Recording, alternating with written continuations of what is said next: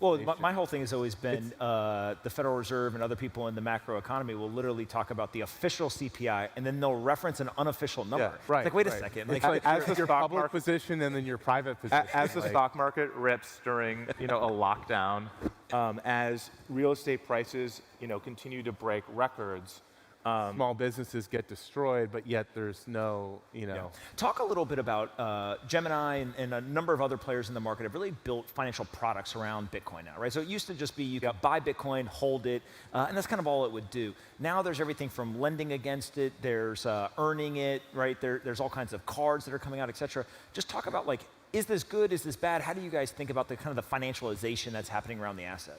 I think it creates greater price discovery, and the fact that you can come to Gemini earn 2% while you hodl your Bitcoin is amazing because you can't get anything like that from a bank in the traditional system.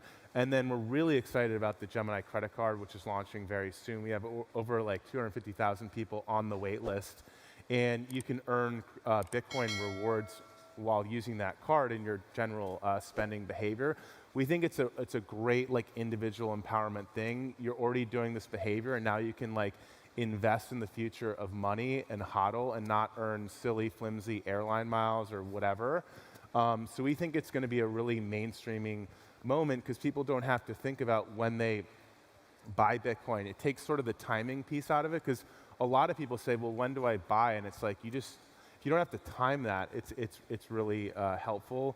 I think it's going to be like the AOL CD-ROMs or discs that were in all the magazines back in the 90s that onboarded millions of people onto the internet. I think a credit card's a really great access point to get into the space. And imagine you buy, let's say, a flat screen TV. You earn 3% back in Bitcoin. One day, that Bitcoin that you earn back might be worth more than the TV itself. Airline miles aren't going to do that, right? Points from whatever other credit cards, it's a complete black box. What are the exchange rates? Just gimmicks, right? But at least you have a chance with Bitcoin to actually get, it turns spending into investing, which is just a no-brainer. I'm going to do this all day long. You know, why would you not stack sats as you spend your US dollar shitcoin? Speaking of stats, how important do you think it is talking about Bitcoin and denominating everything in Bitcoin versus Satoshis? And how do you guys think about that from a pricing standpoint across your products or in the market? Is that something that you think is important or maybe not so much? So a lot of people don't realize you don't have to buy just one Bitcoin. Literally. You can buy a fraction of a Bitcoin, everyone. Yeah, you can buy Gemini and buy $5 worth of Bitcoin or a fraction, but a lot of people say, oh, it's $35,000, I'll never afford it. It's like you can buy a very, very small piece. And a fun fact, there's 46 million millionaires on the planet. There's only 21 million Bitcoins, so they won't own a Bitcoin. So if you own a Bitcoin today, you will be a millionaire in the future, for sure. Congratulations. You guys are really buying favor with the audience, telling them that. Yeah. I know how to win them over. And so, looking forward, what are you most excited about around Bitcoin? Is it some of the layer 2 stuff? Is it kind of more people coming in and buying it? Just what gets you guys excited about the future of Bitcoin? So one other thing is, I think I looked at, there's 32 companies that have Bitcoin on its back. There's 40,000, about 40, 50,000 publicly traded companies globally on global exchanges, right? 32 of them have Bitcoin on their balance sheet. Square, MicroStrategy, Tesla, only 32. Do we think that number is going down or going up, right? What happens when that number is 500, 100,000, 10,000? What does that do to the price of Bitcoin? It's not even it's like the second pitch of the first inning, in terms of when you think of where this thing can go. And then when the companies all have Bitcoin on their balance sheet, then a central bank's going to fall because they have gold on their balance sheet, right? They do that because they know what they're doing by printing money. They stack gold. They're just going to start stacking Bitcoin. So don't watch what they say, watch what they do. And they're stacking gold because that's what they know how to do, right? But they will stack. But you're going to have more companies doing this. You're going to have central banks. You're going to have, countries. Is it just time? Is that all it takes for more companies and eventually countries? I think a lot of it is time. And then continuing what happens with the debt loads and the fiat regimes, that's making it very easy. Bitcoin for Bitcoin. Yeah.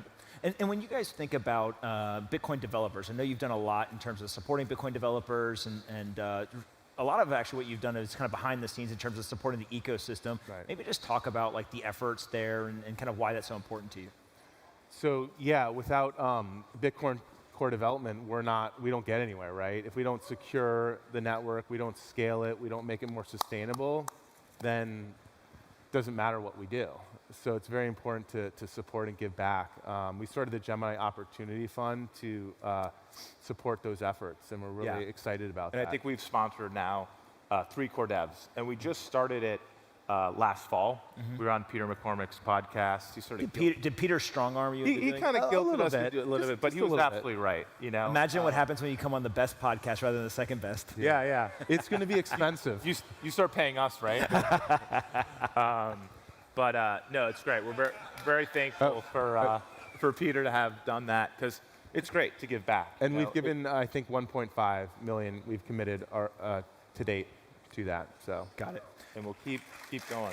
And then, before we go to finish up, maybe talk a little bit about the Gemini platform itself. Kind of what are you seeing over 2021 in terms of users? What products are they really kind of flocking to? Are there certain things that they're interested in? Just like, what are you guys actually seeing happen on the platform? Because it feels like the conversation has really gravitated towards the institutions, Elon Musk tweeting and kind of all that. But what is the retail user still doing? Well, this has always been a retail-driven phenomenon from day one. Banks don't know how to get their head around it. Their compliance office okay with it. So like Wall Street's still not even there really, but it's really been a movement of the people. It's all about the individual and empowering the individual. And that's why we started Gemini, to build simple, safe, reliable products to empower people to get into crypto. Right. And it still is an individual movement. It's everybody in this room. It's not like a nameless organization or faceless organization. It's really all of you. Right. So we've seen that in just the new baseline, the level of support for Bitcoin, the understanding, the people in it. It's incredible. I mean, 2017 was an interesting year. It was kind of exciting. This is an order of magnitude bigger, more substantial. And even if there's a correction or another crypto winter or whatever, because things can get overexcited, like it's just going to be a completely different market and baseline. So we're really excited, and that's going to happen again into the next halvening. And the US dollar is going to keep getting printed at the same time. Right. So, we think it's super early days. We've never been more bullish. And like we said, like we think there's at least a 10x from here in terms of price appreciation for Bitcoin, and very likely much more. Yeah. For those that are in the audience, what can they do to kind of further the Bitcoin mission or kind of this movement of global adoption? Are there specific things that you guys suggest to people that they can do themselves? I think continuing to tell our story, right, around Bitcoin being a freedom fighter and the most powerful thing for personal freedom since like the personal computer and the internet and the printing press. It's really amazing. And I think we just need to keep telling that story and fighting the FUD. And I think Bitcoin could be the impetus for a huge renaissance in renewables. And it really, we need to tell that story more. And so I think that's really important. Right. Totally. I mean, we could be on typewriters. It's more green than smartphones, but like we understand the value there, how important it is to our freedom, like the printing press, the personal computer, the early open internet. So this is super important and meaningful stuff. All right, I got one question left. You guys don't know I'm going to ask this, but you guys got a lot of Bitcoin. Do you still like stack sats and dollar cost average, or like now we're good? Well, we're going to use the Gemini credit card and stuff. We're not dummies. You can never have enough Bitcoin. We wish we bought earlier. We wish we bought more. Everybody says that no matter how much you have. So, and we'll look back on today like it was so early. I wish I bought at 35,000 or whatever. So it's super early days. It's maybe like the late 90s of the internet, but now you can own a piece of the internet. You don't have to pick the racehorse necessarily. Yeah. So just own a piece of Bitcoin, and it's going to work out.